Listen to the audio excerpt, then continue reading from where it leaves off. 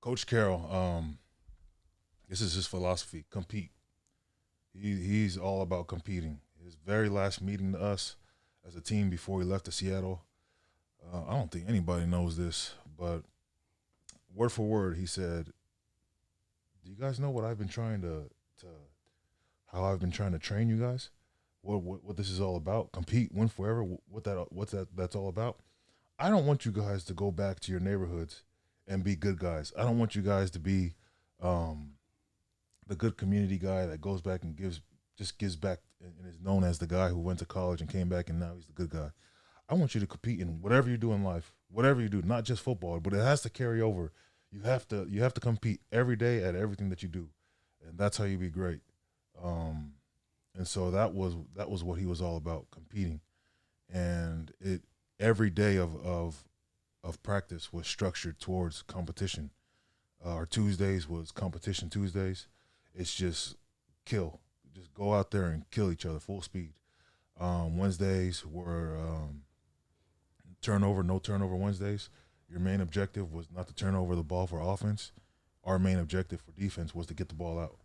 And Thursdays was no repeat Thursdays, and the objective of that day was to don't repeat any mistakes that you did on Tuesday and Wednesday. Friday is leave no stone unturned Friday, so you're going over everything. Game day Saturday, Monday comes around, tell the truth Monday. And there's a lot of other stuff that we can go into, but I'll leave this with SC now versus SC. Yeah. Okay. SC now. I want to know this. Versus SC then. We used to have these talks in our office, and I'm so glad. Yeah, keep going. Sorry. You don't need the juice. There's no such thing as juice At all. Right now, you see a lot of college programs. They're doing this weird stuff. They're having these kids jumping around. They're telling the coaches, "Hey, go do this. Hey, strength coaches, go and light some fire or create a rock concert or something like that." No, Coach Carroll was on his coaches to get them to ignite us in practice. Every day in practice, the coaches would walk up and down the stretching lines, calling us out.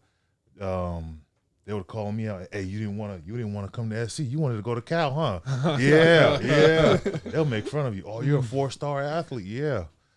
We had a running back on our team who his dad played for UCLA, and went to the league. And Ken Norton Jr. was our linebackers coach, and he called his dad out too. He said, "Hey, Mark." Well, it's out there anyway. He said, "Hey, so hey, I'll run you over just like I did your daddy," and saying stuff like that. And I don't know how that stuff would be perceived, like on social media these days. But it's everything to get the player to be that dog. Yeah, and you don't need to like make it synthetic. You don't need to fake it. Right. But just nudge I like him, that. nudge It's at more us. organic with It's all the organic. players. Organic. Yeah. When you say bring the juice, It's come on, not. bring the juice. It's fake. Right, like I can scream, and there's been multiple times in my career where I have spent all my energy to get rah, coach, come on, get him going. And then they do a touchdown for like 80 yards. Right. Like, one was at Ohio State, and one was this past year. I was trying my hardest. I was yelling, screaming. I mean, getting it. Yeah. Everybody, yeah, get ready to throw the water, all that. Touchdown. What? So what is juice? Yeah. You can't live off juice, man. It's not ideal. And not sustainable too. Right? Not sustainable.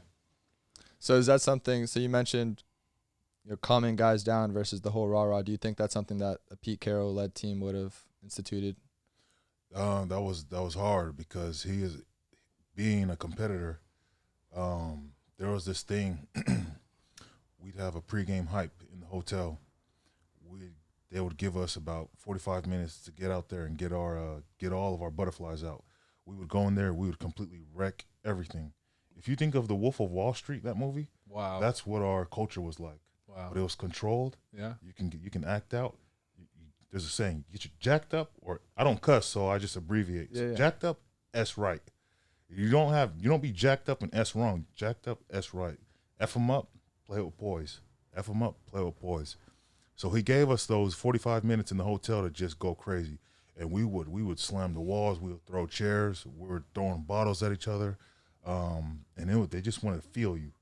They just wanted to see it in your eyes that you're ready. That's it. And once you see it, and if you don't see it in my eyes, it's your responsibility to come and check me. You need to come and grab my shirt and slam me against the wall and look me in the eyes. But everybody's different. You can't just grab people and throw people against the wall. Come on now. Like, you got to have an optimal level of arousal. It's like you got to know how to focus on what to focus at what time. Like you can't get all hyped up about, I'm going to be awesome in the fourth quarter and be like, yeah, when you can get your ass whooped the first 3. Yeah, but generally speaking, that was the culture. It was all about feeling you. And so, of course, everybody was different, but it was just, that's what the culture was. We want to feel you if you're ready or not. Got you. The coaching philosophy was it's all about us. Don't worry about what you can't control. It's all about us. Why would we play that fight song over and over and over again? Is that going to make me take on a double team better? Is that going to make me read when they're in trips that they're going to do a toss?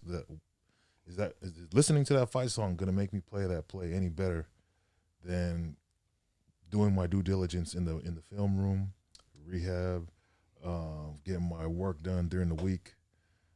So I think about these unorthodox tactics to motivate young collegiate men, and I kind of question like what are we doing here, guys? Well, I'd almost be interested on like the other side of it. Like